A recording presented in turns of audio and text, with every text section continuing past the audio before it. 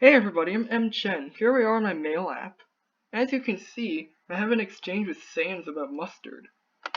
First, I asked, "Hey Sans, I got your ketchup from Embe. You don't happen to have any mustard, do you?" Then Sans responded, "Sorry kiddo, I only ever get ketchup from Grobies."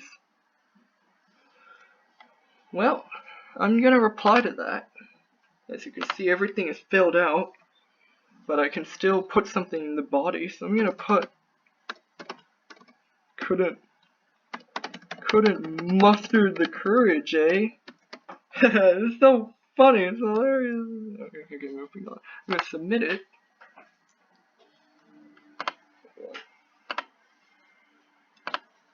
Okay. And as you can see, it is sent successfully. And now that I know that Sans does not have mustard, I'm going to archive his email. That's it, it's archived. As you can see, it is now archived. Well, that was CS50 Web. Thanks for watching. I'll see you guys next video.